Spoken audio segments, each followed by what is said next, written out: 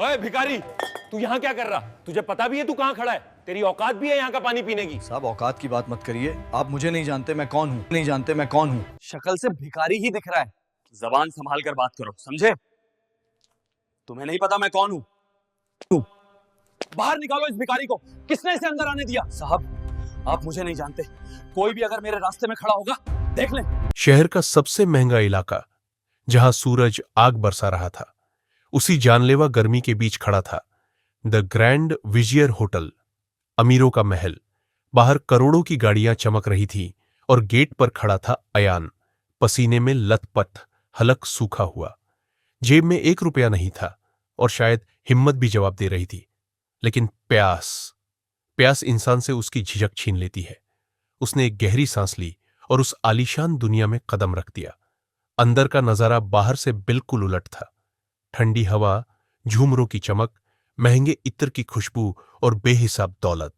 अयान डरे डरे कदमों से अंदर बढ़ता है। उसके गंदे जूतों के निशान चमकते संगमरमर के फर्श पर बदनुमा दाग की तरह उभर आते हैं। अमीर लोग उसे घूरते हैं, उनकी नजरों में हिकारत साफ झलकती है, लेकिन अयान की नजर सिर्फ एक जगह टिकी है, कोने में रखा पानी का जग। वह एक किनारे की कुर्सी पर बैठ जाता है, जैसे थोड़े से सुकून की तलाश में। अंदर की दुनिया बाहर से बिल्कुल अलग थी। ठंडक, रुतबा और रईसी, और उस सबके बीच अयान, जैसे इस जगह का हिस्सा ही न हो। लोगों की नफरत भरी नजरें उसे चुभ रही थी, लेकिन उसे कोई परवाह नहीं थी। उसकी दुनिया अब बस उस पानी के जग तक सिमट चुकी थी। तभी वेटर साजिद की नजर अय्यन पर पड़ती है। घमंडी चेहरा, पुराना स्टाफ, पुराना अहंकार।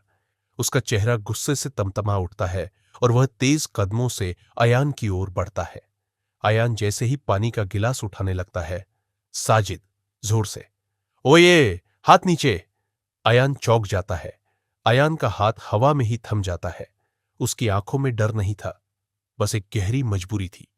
अयान धीमी आवाज में, भाई, बस थोड़ा सा पानी। लेकिन साजिद को रहम नहीं आता। वह झपटकर पानी का जग छीन लेता है, उंगली दिखाकर उसे उसकी औकात याद दिलाता है और सिक्योरिटी को इशारा करता है। अयान विनम्रता से समझाने की कोशिश करता है, लेकिन जवाब में साजिद उसे धक्के देता है। साजिद ने पानी देने के बजाय उसे उसकी हैसियत याद दिला दी।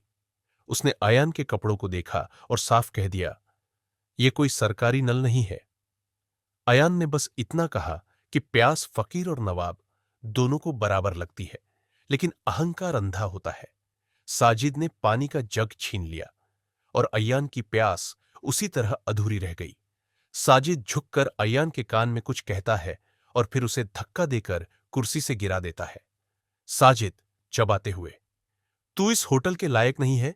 तेरे जूतों की मिट्टी इस फर्श से भी सस्ती है। चल, फुट यहां से। लेकिन अयान की आंखों में अब एक अजीब सी ठंडक है। वह जाते जाते रुकता है। पूरे हॉल में सन्नाटा छा गया। अयान ने अपनी बेइज्जती चुपचाप पी ली। उसने कोई तमाशा नहीं किया, बस जाते जाते साजिद की आंखों में देखा, एक ऐसी नजर जो तूफान आने का इशारा थी। अयान मुस्कुराते हुए, वक्त का क्या है साजिद साहब, वो कभी भी किसी का भी बदल सकता है। साजिद जोर से हंसता है, कचरे वाली गाड़ी में बैठ जा। अयान बाहर निकलता है। उसका चेहरा अब सख्त और ठोस है। वह अपना पुराना फोन निकालता है। साजिद हंसता रहता है, सोचता है कि उसने बस एक भिखारी को भगा दिया, लेकिन उसे अंदाजा नहीं था कि उसने आज किस शेर को जगा दिया है। बाहर निकलते ही अयान ने एक नंबर मिलाया और जो कहा वह उस होटल की तकदीर बदलने वाला था। अयान फोन पर भारी आवाज में, हेलो कासिम भाई, डील पक्की करो, मुझे ग्रैंड विजायर चाहिए, अभी के अभी। अयान फोन काटता है और होटल की ऊंची इमारत की ओर देखता है। खेल शुरू हो चुका था। सिर्फ आधे घंटे में शहर का इतिहास बदलने वाला था। होटल के शोर से दूर एक आलीशान काली मैबाच रुकती है। कासिम, मैनेजर, बाहर उतरता है। वह दौड़कर अयान को पानी देता है। अयान एक ही घूंट में पानी पी लेता है। कासिम हैरानी से अयान के फटे हल को देखता है। होटल की उस चमक धमक से दूर अयान की असली दुनिया उसका इंतजार कर रही थी। कासिम, जो उसका वफादार था, उसे इस हाल में देखकर स्तब्ध है। लेकिन अयान के लिए सबसे जरूरी चीज वह पानी की बोतल थी। एक घूंट पानी ने उसके सूखे गले को तर कर दिया। और फिर बारी आई उस हस्ताक्षर सिग्नेचर की, जिसने अगले ही पल होटल की तकदीर बदल दी। अयान डायलॉग। कभी कभी जमीन की हकीकत जानने के लिए आसमान से उतरना पड़ता है। कासिम चाचा, लाओ वो ब्लेजर। कासिम उसे फाइल देता है। अयान साइन करता है। फिर कासिम उसे एक महंगा नेवी ब्लू ब्लेजर देता है। अयान उसे अपने गंदे कुर्ते के ऊपर पहन लेता है। गंदे कुर्ते के ऊपर करोड़ों का ब्लेजर, धूल भरे जूते, लेकिन आंखों में बादशाहत। अयान तैयार था। अब वह वहां मेहमान नहीं, मालिक बनकर जा रहा था। होटल के अंदर मैनेजर रिजवान पसीने पसीने है। वह स्टाफ को लाइन में लगा रहा है। साजिद अपनी टाई ठीक कर रहा है, चेहरे पर बेफिक्र और चापलूसी वाली मुस्कान। लेकिन होटल के अंदर जैसे भूचाल आ गया था। खबर थी कि नए मालिक आ रहे हैं, मिस्टर अयान मलिक। रिजवान की जान हलक में थी। साजिद अभी भी अपनी दुनिया में है। उसे लगा कि आज फिर किसी रईसजादे के सामने झुककर वो अच्छी टिप कमाएगा। उसे क्या पता था कि आज उसे टिप नहीं, सबक मिलने वाला है। रिजवान चिल्लाते हुए, जल्दी लाइन लगाओ, अगर एक गलती हुई तो सबकी नौकरी जाएगी। साजिद हंसते हुए, अरे सर, क्यों डर रहे हो?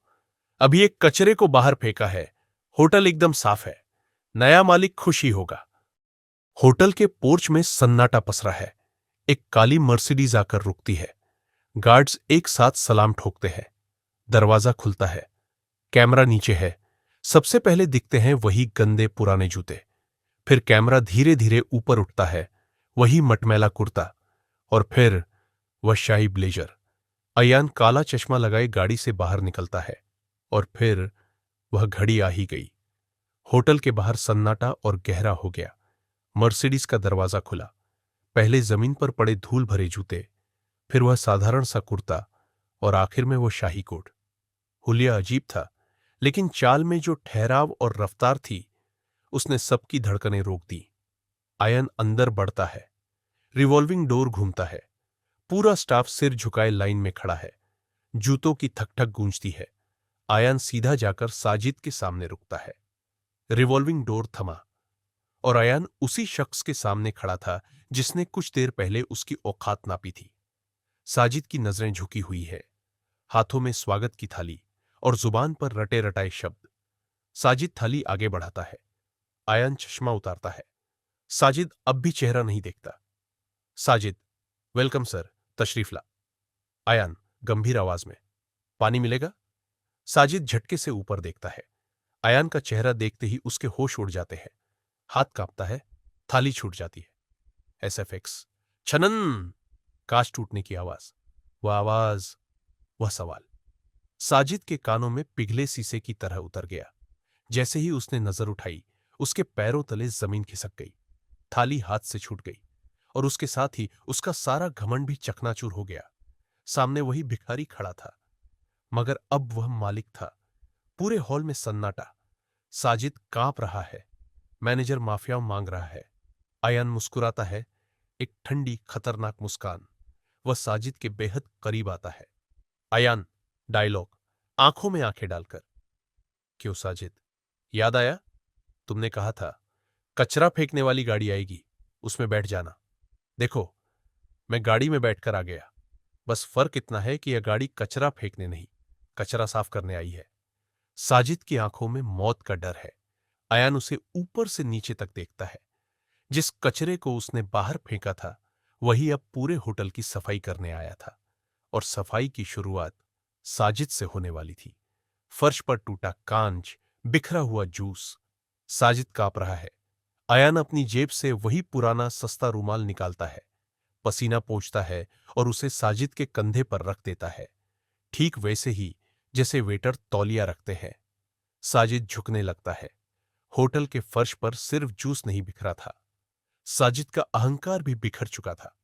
अयान ने अपना पुराना मैला रूमाल साजिद के कंधे पर रखा। साजिद को लगा शायद फर्श साफ करना है, लेकिन अयान को फर्श नहीं, कुछ और साफ करवाना था। अयान, फर्श नहीं, अपने दिल को साफ करो साजिद। फर्श तो क्लीनर साफ कर देंगे, लेकिन दिमाग की गंदगी साफ होने में वक्त लगता है।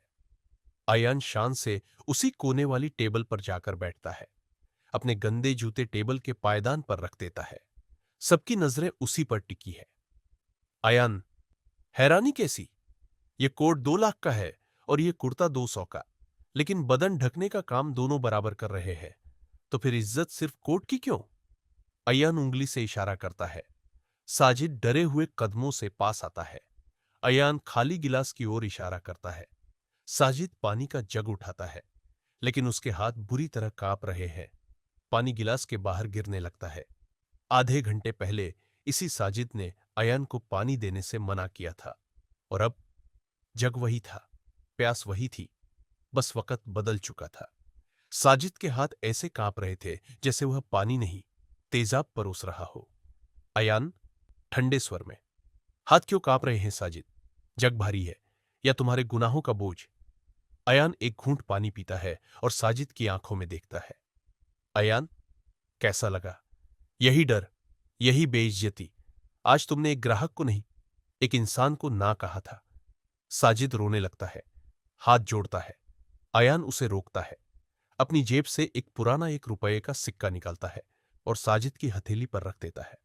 साजिद गिड़गिड़ाने लगता है, अपनी नौकरी की भीख मांगता है, लेकिन अयान ने उसे नौकरी नहीं, उसकी औकात दी। अयान, ये लो तुम्हारी टिप। हैरान क्यों हो? तुमने ही तो मेरी औकात तय की थी, है ना? तो आज मालिक तुम्हें तुम्हारी पुरानी औकात से टिप दे रहा है। याद रखना, इंसान की कीमत उसके बटुए से नहीं होती। अयान खड़ा होता है। रिजवान और पूरा स्टाफ सांस रोके खड़ा है। अयान साजिद को देखता है, फिर दरवाजे की ओर इशारा करता है। सबको लगा अब साजिद को घसीटकर बाहर निकाला जाएगा, पुलिस आएगी। माहौल में मौत जैसा सन्नाटा। अयान मुस्कुराता है, एक रहस्यमयी मुस्कान। अयान, जाओ साजिद, आज तुम्हारी छुट्टी है। कल सुबह 6 बजे आना। पुरानी नौकरी खत्म, कल से नई ड्यूटी शुरू होगी। और याद रखना, वो ड्यूटी वेटर की नहीं होगी। साजिद चला जाता है। कासिम अयान के पास आता है, सवाल भरी नजरों से। कासिम, माफ कर दिया क्या बाबा? अयान, माफी कमजोर लोग देते हैं चाचा, और बदला बेवकूफ लेते हैं। मैं उसे सुधारूंगा। सजा ऐसी होनी चाहिए कि इंसान टूटे नहीं, दोबारा इंसान बन जाए। अयान ने बदला नहीं लिया था, उसने सुधारने की ठानी थी। लेकिन कल सुबह 6 बजे साजिद के साथ क्या होने वाला था, यह किसी ने नहीं सोचा था। सुबह का समय, हल्की धूप, होटल का पिछला गेट। साजिद सादे कपड़ों में खड़ा है। कासिम उसे एक भारी मिट्टी का मटका और एक स्टील का गिलास पकड़ा देता है। साजिद हैरानी से उसकी तरफ देखता है। अगली सुबह, सूरज अभी ठीक से निकला भी नहीं था। साजिद वक्त से पहले पहुंच गया, लेकिन आज उसके बदन पर वो काली यूनिफॉर्म नहीं थी। अयान ने उसे उसकी नई ड्यूटी सौंपी, एक मिट्टी का मटका और एक स्टील का गिलास। होटल के एसी कमरों में नहीं, बल्कि तपते हुए फुटपाथ पर। साजिद, फुटपाथ पर मटका लेकर, सर लोग क्या कहेंगे, मेरी नाक कट जाएगी। अयान, सख्त आवाज में, नाक तो तुम्हारी कल ही कट चुकी थी। साजिद, जब तुमने एक प्यासे को दुत्कारा था, आज तुम्हें उसे जोड़ना है। जाओ। दोपहर के 2 बज रहे थे। वही जानलेवा गर्मी। साजिद का अहंकार पसीने के साथ बह रहा था। उसके साथी उसे देखकर हंस रहे थे और उसका मन जमीन में गड़ जाने का कर रहा था। तभी एक बूढ़ा रिक्शे वाला आया, हांफता हुआ। साजिद ने बेमन से पानी का गिलास बढ़ाया, लेकिन जब उस बूढ़े ने पानी पीकर साजिद की तरफ देखा तो कुछ ऐसा हुआ जो साजिद ने पहले कभी महसूस नहीं किया था। रिक्शावाला, जीते रहो बेटा, अल्लाह तुम्हें खुश रखे। कलेजा ठंडा कर दिया तुमने। अल्लाह तुम्हें खुश रखे। ये शब्द साजिद के कानों में गूंजते रह गए। उसने अमीरों को हजारों की शराब पिलाई थी, लेकिन बदले में सिर्फ पैसे मिले थे, दुआ कभी नहीं मिली थी। वो एक गिलास पानी, साजिद के पत्थर दिल पर पहली चोट था। साजिद अब मुस्कुराकर डिलीवरी बॉय को पानी पिला रहा है, कचरा बीनने वाली महिला को इज्जत से पानी दे रहा है। फिर एक BMW कार आकर रुकती है। वही अमीर बिजनेसमैन, कल वाला, शीशा नीचे करता है और साजिद का मजाक उड़ाता है। शाम होते होते साजिद बदल चुका था। अब उसे डिलीवरी बॉय और कचरा उठाने वालों में गंदगी नहीं, प्यास दिख रही थी। तभी वहां एक महंगी BMW रुकी। अंदर वही बिजनेसमैन था जिसकी कल साजिद चापलूसी कर रहा था। उसने ताना मारा, क्या हुआ, निकाल दिया? साजिद मुस्कुराते हुए, निकाला नहीं सर, प्रमोट किया है। कल तक ग्राहकों की सेवा करता था, आज इंसानों की सेवा कर रहा हूं। यहां पानी फ्री है सर, लेकिन सुकून बहुत महंगा है। बिजनेसमैन चुपचाप शीशा चढ़ा लेता है। साजिद के चेहरे पर अब शर्म नहीं, गर्व है। शाम ढल चुकी है। साजिद पसीने में है, लेकिन चेहरे पर सुकून है। आयान उसके पास आता है। आयान, थक गए साजिद? कितने पैसे कमाए आज? साजिद, एक भी नहीं सर, लेकिन दुआएं गिन नहीं पाया, बहुत मिली। साजिद की आंखों में आंसू है। वह हाथ जोड़कर खड़ा है। साजिद, मुझे माफ कर दीजिए सर, मैं अंधा था। मुझे लगता था कोट पैंट से इंसान बड़ा बनता है, लेकिन बड़ा तो वो है जो दूसरे का दर्द समझे। मैंने अपना अहंकार धो दिया है सर। अयान साजिद के कंधे पर हाथ रखता है, फिर होटल के मुख्य दरवाजे की तरफ इशारा करता है, जहां रिजवान एग्रीमेंट लेकर खड़ा है। अयान, सज्जा पूरी हुई साजिद, लेकिन कहानी अभी खत्म नहीं हुई। कल होटल की ग्रैंड ओपनिंग है। मैंने एक खास मेहमान को बुलाया है, जो इस होटल का असली मालिक है। तुम्हें उसे अटेंड करना है। साजिद, कौन सा मेहमान सर? साजिद हैरान था। अयान तो मालिक है, फिर ये खास मेहमान कौन है? उसे नहीं पता था कि कल सुबह उसका इम्तिहान नहीं, उसकी जिंदगी का सबसे खूबसूरत पल आने वाला है। रात का समय। द ग्रैंड विजियर रोशनियों से नहाया हुआ है। शहर के सबसे रईस लोग, मीडिया और कैमरे मौजूद है। साजिद साफ यूनिफॉर्म में एक कोने में खड़ा है, नर्वस है। अयान स्टेज पर आता है। स्पॉटलाइट उस पर पड़ती है। होटल आज दुल्हन की तरह सजा था। शहर के सबसे रईस लोग मौजूद थे। महंगी गाड़ियां, महंगे कपड़े और महंगी शराब। लेकिन अयान ने माइक थामा और वो बात कही जिसने पूरी महफिल खामोश कर दी। अयान, मैंने यह होटल पैसा कमाने के लिए नहीं खरीदा। यहां महंगी शराब तो बहुत थी, लेकिन सादा पानी और इज्जत की कमी थी। इसलिए आज सबसे पहले स्वागत होगा मेरे असली वीआईपी मेहमानों का। दरवाजा खुलता है। कासिम पूरे सम्मान के साथ मेहमानों को अंदर लाता है। वही बूढ़ा रिक्शे वाला, साफ कपड़ों में, कचरा बीनने वाली महिला, डिलीवरी बॉय। अमीर लोग हैरानी से देखते हैं। सन्नाटा छा जाता है। सबकी नजरें दरवाजे पर थी। उम्मीद थी कोई फिल्म स्टार आएगा, लेकिन आए वो लोग जिन्हें कल तक इस होटल के गेट से भगा दिया जाता था। रिक्शे वाला, कचरा उठाने वाली और डिलीवरी बॉय। हॉल में सन्नाटा छा गया। अमीरों की त्योरियां चढ़ गई। आयान ने साजिद की तरफ देखा। अपने मेहमानों को उनकी सीट तक ले जाओ। साजिद आगे बढ़ता है। इस बार वह झुकता है, कुर्सी खींचता है और रिक्शे वाले को ऐसे बिठाता है जैसे किसी राजा को बिठा रहा हो। साजिद का दिल जोर से धड़क रहा था। ये वही लोग थे जिन्हें कल उसने धूप में पानी पिलाया था। आज उसने झुककर पूरे सम्मान के साथ उन्हें मालिकों वाली कुर्सी पर बिठाया। आज उसकी सेवा में डर नहीं था, दिल था। अयान ने साजिद को स्टेज पर बुलाया। साजिद माइक पकड़ते ही रो पड़ता है। वह सामने बैठे गरीब मेहमानों की तरफ देखता है। साजिद, रूंधे गले से, कल तक मैं वेटर था, लेकिन मेरा दिल पत्थर का था। मुझे लगता था कपड़े इंसान की कीमत बताते हैं, लेकिन आज मैं नौकर हूं, मगर मुझे इंसान होने का गर्व है। अब यहां किसी का गला नहीं सूखेगा। तालियों की गड़गड़ाहट। अमीर लोग भी खड़े होकर तालियां बजा रहे हैं। साजिद के आंसुओं ने सबकी बोलती बंद कर दी।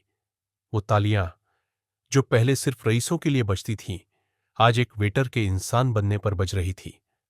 अय्यान अपनी जेब से एक गोल्डन बैज निकालता है। वह साजिद के सीने पर लगाता है। उस पर लिखा है, हेड ऑफ हॉस्पिटैलिटी।